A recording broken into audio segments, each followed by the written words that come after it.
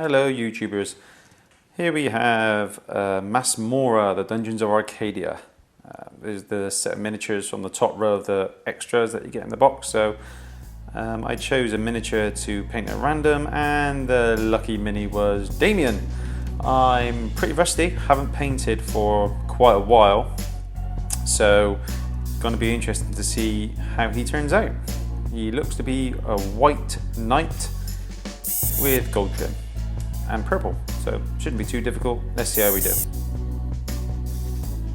As usual, the first thing to do is clean up any mold lines that you can see, anything drastically wrong with it.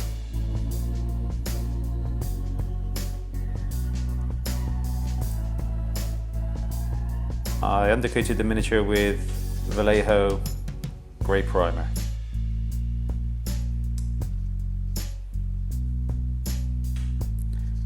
The cloak, I started with Game Colour Royal Purple, which is a bit thick for the airbrush, so you need to thin it down so it's the consistency of milk.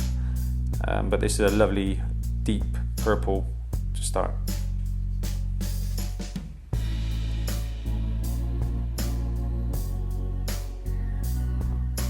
I only did one highlight, which is Lichen, which is quite a bright purple. Looks really good with the royal purple when you're doing things like cloaks and flowing garments and stuff like that. So this is me just picking out the edges and the tops and the extreme highlights quickly with the airbrush.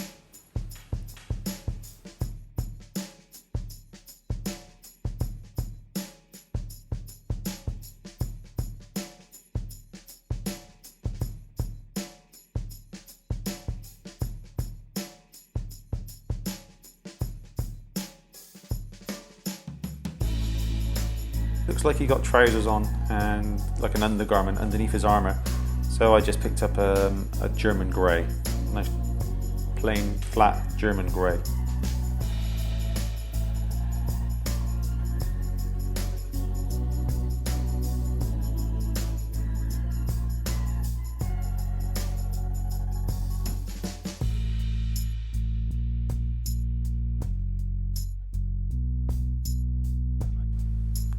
Put a base colour on the hair, which is burnt umber. Air colour again, so it's pretty thin to start, so the coverage can give you some nice effects straight away.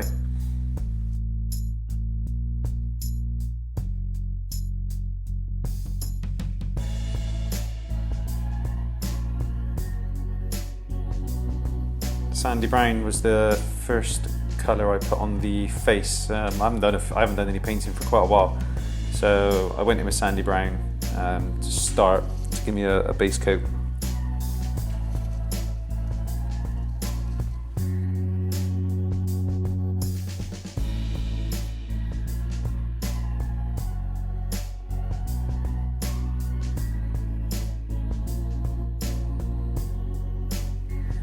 Yeah, I'm still using sandy brown, just picked out some highlights for the hair, just literally two-tone, so base colour, quick highlight, and that's it.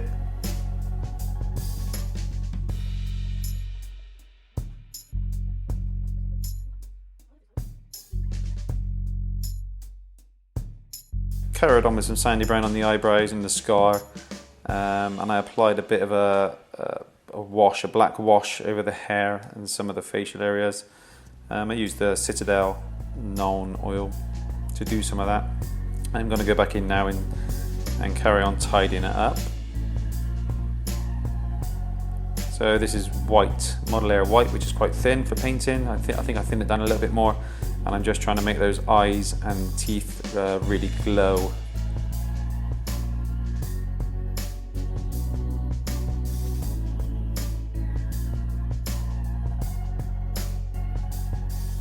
Now I'm going in to do the base colour of the armour. Could be silver, could be white. I think I'm looking at it as a white. It'd be quite funny to have a knight in white with gold trim, so I'm doing all the armour as a base coat of white. Obviously painting white can be problematic because you want your paint thin in order for it to look pretty good, so you need to do several coats. On the grey primer is a good base, so multiple coats of white. I think I applied the white base coat 4 or 5 times in order to get the colour looking as thick as I could, really, without it looking rough.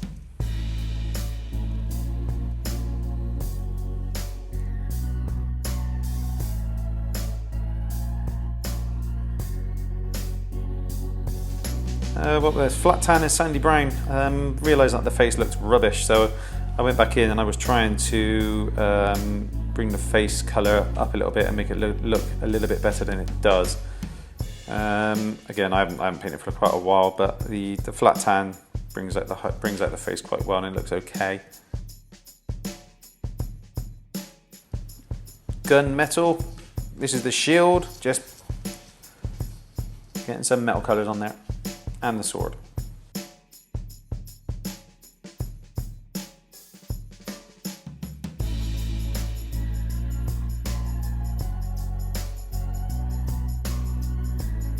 Liquid gold by Vallejo. This is quite a tricky substance to work with. It gives you fantastic coverage, but you need to make sure you've got the mixture correct.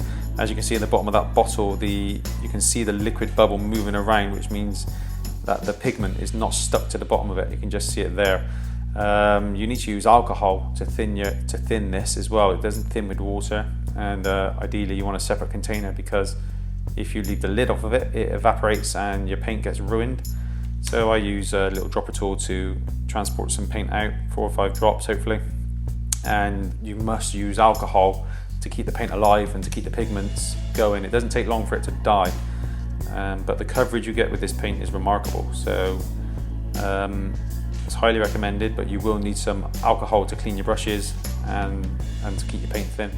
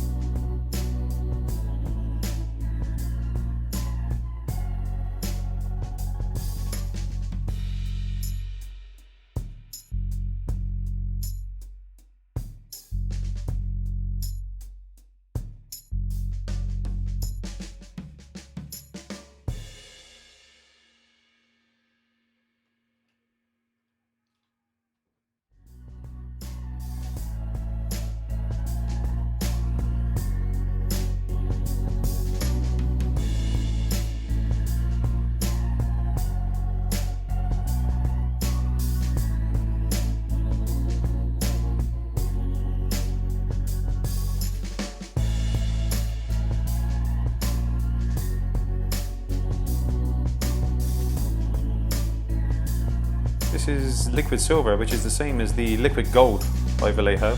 You can see I'm taking the paint directly out of the pot there because I was going for a speed, and generally didn't think I would need to get it into a separate pot. There wasn't that much silver to do. But you can see I've left the lid off, and ideally you don't want to be doing that. You want to be painting from another container to preserve your paint.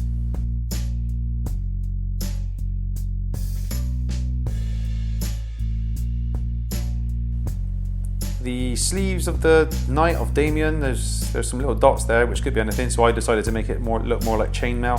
So I put some gunmetal on each little highlight, and with a wash it looks like a bit like chainmail. Going in with a gloss varnish, this is to try and use some enamel washes, which I have mixed results with, but I've gloss varnished purely to make a really slippery surface. I'm still experimenting with this. I don't get on too good with it, but we'll see.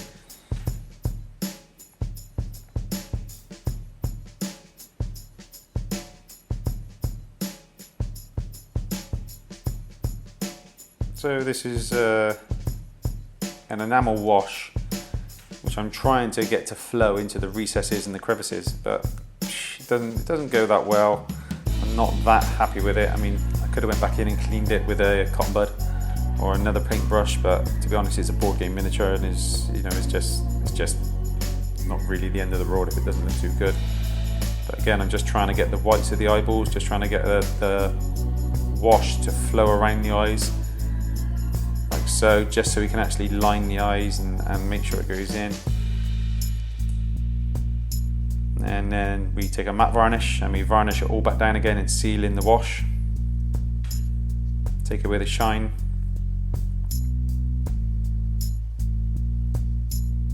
And a little bit of tidy up where I've used the enamel wash and it's overspilled and it wasn't great, to be honest. I don't know, I need to find a better way of doing it. I think you can do it with oil paints and some meth, some white spirits. So I'm going to give that a roll next time with some satin varnish. But I'm just tidying up, touching up the white as best I can. And going back in with gloss varnish now to make things that should be shiny, shiny. Like his eyes, his teeth, the sword, the gold on his armor, things like that.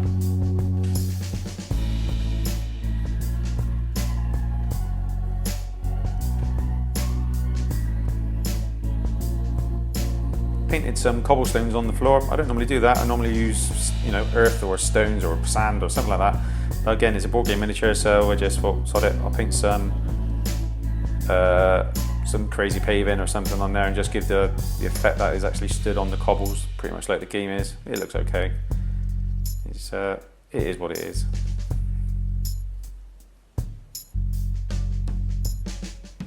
And a black outline to finish it off.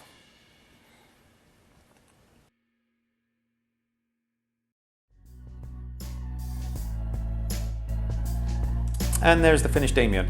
He's okay. I'm not that happy with it, purely because, you know, it's been so. I'm a bit rusty, and I wasn't overly impressed with things I've missed. Like the wash isn't great, and the gold isn't fantastic. Didn't do too well on the edge highlights. I didn't bother with any edge highlights or any extreme highlights or anything like that to make the miniature pop. But it was okay, it wasn't too bad. I think it took me probably 3 hours on and off, 2.5 hours to paint him on and off. So yeah, all in all, not too bad. Tabletop, I would say he's a good tabletop standard. I mean, you can see when he's in use, the game of Masmorra is great. Is chucking dice and killing beasties and running around dungeons and stuff like that. And although I've played it a couple of times, it can, I don't know, it maybe is a bit shallow, I'm not sure, we'll have to see. But when he's on the board, he looks great, really, you know, it's from a distance, tabletop standard, good enough. If you haven't seen Masmorra in action, and let me know if you want me to do a playthrough. I'll do a 1-player or a 2-player solo playthrough. I think you use 2 or 3 heroes, something like that, to actually get through it. The components and stuff like that are all really good. Call me or not, I've done it again with the Kickstarter stuff. It's okay. The game's pretty enjoyable. Basically you get to throw dice a lot, which I always like, throwing dice. And you know, the monsters are all dice cards and things like that. Whether longevity is the issue, but I've got about 40 miniatures in the game, and there's a ton of monsters, look, like you can see. So longevity wise, in theory, I should have a lot of game there, but I think it's just a case of you're going to be turning over the same dungeons and going to be fighting the same beasts each time. And it does just become about, you know, getting your best combos. But let me know. Leave a comment if you like it. Leave a comment if you'd like to see it play through. Thanks for watching. And don't forget to subscribe.